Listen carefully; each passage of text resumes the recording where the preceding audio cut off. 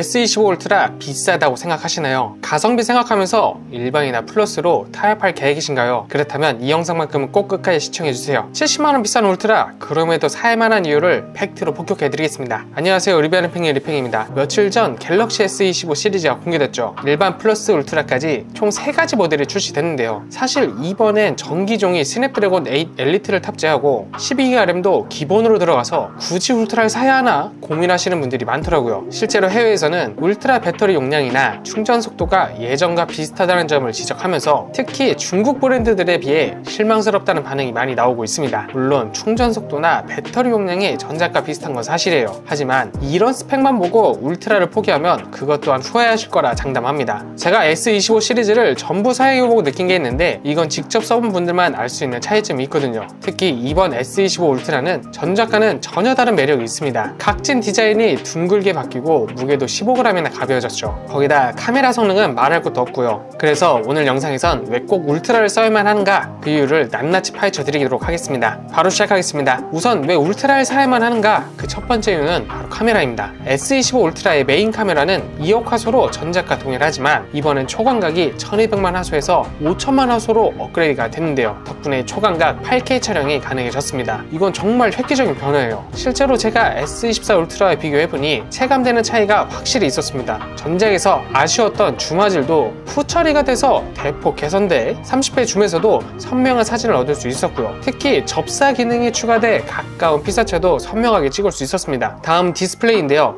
이번 울트라에만 적용된 고릴라 아머2 덕분에 반사가 정말 미니멀해요. 24 울트라 써본 분들은 아시겠지만 저반사 처리가 얼마나 좋은지 경험해보면 알거든요. 실제로 일반 모델과 비교해보니 차이가 엄청 났는데요. 햇빛 아래서도 선명하게 보이니까 야외에서 작업할 때 특히 유용하더라고요. 참고로 S25 울트라는 스피커도 눈에 띄게 좋아졌습니다. 이전보다 베이스가 강화되고 울림통이 커져서 확실히 더 풍성한 사운드가 나오고요. 발열도 개선이 됐는데 벤치마크 테스트 결과 전면과 온도는 1도 정도 낮아지고 후면은 비슷한 수준을 유지했습니다. 자, 다음은 S펜 기능인데요. 사실 이번에 카메라 촬영 기능이 빠졌다는 소식에 실망하시던 분들이 많더라고요. S24 울트라까지만 해도 S펜으로 멀리서 셀카를 찍거나 삼각대 놓고 단체 사진을 찍을 때 편했거든요. 실제로 제가 여행 갔을 때 이 기능을 자주 썼는데 멋진 풍경 앞에서 삼각대만 세팅하면 S펜으로 찰칵찰칵 편하게 셀프 카메라를 찍을 수 있었습니다. 그런데 이게 원가 절감을 티 안 나게 하려고 꼼수를 쓴다고 하면서 실망스럽다는 반응도 많았는데요. 그리고 블루투스 기능으로 PPT 넘기면서 음악 제어도 쉽게 했는데 그것도 이제는 못하게 됐어요. 결국 S펜이 그냥 필기구로 제한된 느낌이랄까요? 물론 기능을 줄여서라도 가격을 유지하겠다는 전략이겠지만 차라리 가격을 올리더라도 기존 기능은 유지했으면 어떻을까 하는 아쉬움이 남긴 합니다. 하지만 그렇다 해도 크게 걱정할 필요는 없어요. 필기, 지우개, 호버링 등 기본적인 기능은 모두 정상 작동하거든요. 실제 사용해보니 기본적인 필기감은 전혀 차이가 없었고 오히려 충전 걱정 없이 편하게 쓸 수 있었습니다. 그래서 제가 위에서 언급한 카메라 촬영 기능이나 블루투스 기능이 꼭 필요한 분이 아니라면 이것 때문에 울트라를 포기하는 건 조금 성급하지 않나 개인적으로 생각이 드네요. 다음 네 번째 이유는 무게인데요. S25 울트라는 전작보다 무려 15g이나 가벼워졌습니다. 티타늄 프레임 덕분에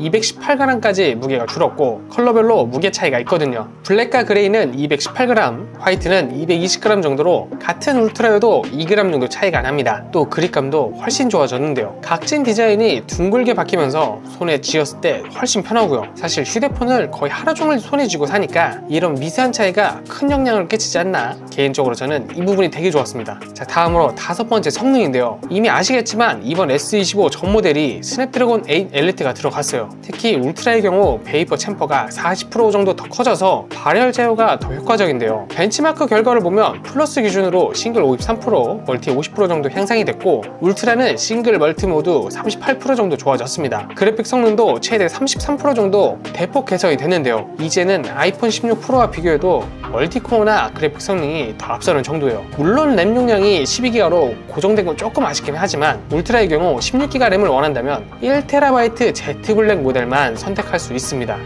사실 이게 끝나누기긴 해서 굉장히 아쉽긴 하지만 이건 다음 시리즈에서 잘 반영해 줄 거라 믿어요. 그런데 여기서 재밌는 점이 있습니다. 국내와 해외 반응은 꽤 다르더라고요. 국내에선 호평이 이어지고 있는데 해외에선 유저들의 시선은 조금 냉정합니다. 특히 배터리와 충전 속도에 대한 지적이 많아요. S25 울트라는 여전히 5000mAh 45W 충전을 고수하는 동안 중국 브랜드들은 이미 6000mAh 배터리에 더 빠른 충전 속도를 제공하고 있거든요. 실제로 동급 가격대의 중국 모델과 비교하면 이 부분이 많이 아쉽습니다. 특히 S펜의 블루투스 기능 제고를 두고 꽤 날카로운 평가가 나오고 있거든요. 프리미엄 제품에서 기존 기능을 빼는 건 명백한 실수다, 원가 절감을 위한 꼼수를 너무 티나게 썼다 라는 의견이 지배적입니다. 솔직히 말씀드리면 이런 평가가 이해가 되긴 해요. 갤럭시가 스마트폰 시장을 선도하던 전성기 때는 매번 혁신적인 기능을 추가하면서 발전했잖아요. 그런데 이제는 기존 기능을 빼고 기본적인 스펙은 현상 유지 모습을 보이니 해외 유저들 입장에선 삼성의 도전 정신이 예전만 못하다고 느낄 수 있을 것 같습니다. 하지만 한 가지 말씀드리고 싶은 게 있는데, 스펙만으로 제품의 가치를 판단하기는 어려워요.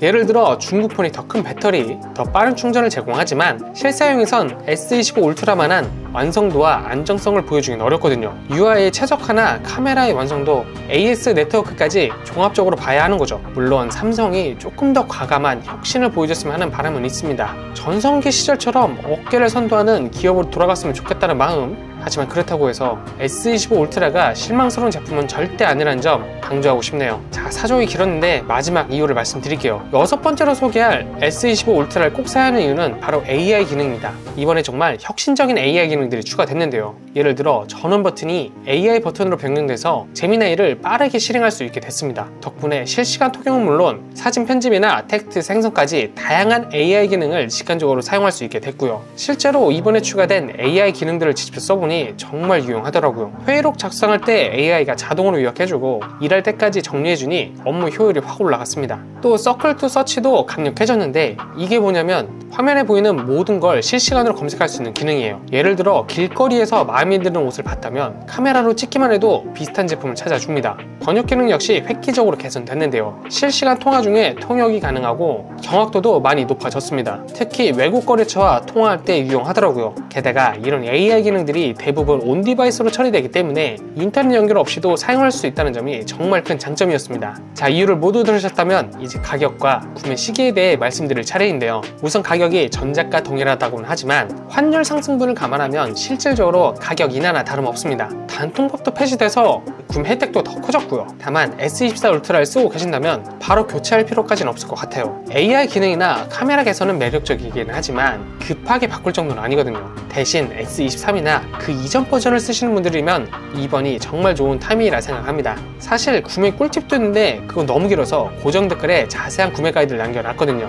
그걸 참고하시고요. 개인적으로 S25 울트라를 추천드리는 분들은 이렇습니다. 우선 카메라에 진심이신 분, 초광각 업그레이드로 8K 촬영이 가능하고 접사 기능 추가에 100배 줌까지 선명한 화질을 보장하거든요. 또 업무용으로 사용하실 분, 저반사 디스플레이로 야외 작업이 용이하고 S펜으로 빠른 필기와 문서 작업이 가능한 데다 강력한 AI 기능으로 생산성이 크게 향상됐습니다. 마지막으로 최고의 성능을 원하시는 분, 40% 커진 베이퍼 챔버로 발열이 잘 제어되고 있는 데다 무게감도 가벼워졌고 무엇보다 아이폰 16 프로 이상의 그래픽 성능을 내고 있어요. 자, 이제 마무리하면서 가장 중요한 이야기 하나만 더 하려고 하는데요. 이번에 플래그십은 무조건 울트라라는 말이 있었죠. 이번엔 달라졌습니다. 일반 플러스 모델도 충분히 훌륭해요. 그러니까 여러분의 실제 사용 패턴을 꼭 고려해서 구매하셔야 합니다. 하지만 세 가지만 기억해주세요. 카메라가 중요하다면 절대 타협하지 말 것, 야외 작업이 많다면 저반사 디스플레이는 필수, AI 기능을 제대로 활용하고 싶다면 울트라가 답이에요. 혹시 이 영상을 보고 나서도 더 궁금하신 점이 있다면 언제든 댓글로 남겨주세요. 저는 여러분이 남겨주신 모든 댓글을 꼼꼼히 읽고 있거든요. 실제로 시청자분들과의 소통을 통해 새로운 인사이트를 얻을 때가 많고, 특히 장기 사용기나 펌웨어 업데이트 후기 같은 실제 사용 경험은 제 리뷰에 많은 도움이 되고 있습니다. 그러니까 주저 말고 댓글 많이 달아주세요. 또 여러분의 구매 결정에 도움이 되도록 오늘 알려드린 S25 울트라 핵심 포인트들은 모두 고정 댓글에 정리해 두었습니다. 영상 보고 정리가 안 된다면 꼭 댓글로 확인해주세요. 지금까지 리뷰하는 펭귄 리핑이었습니다. 안녕.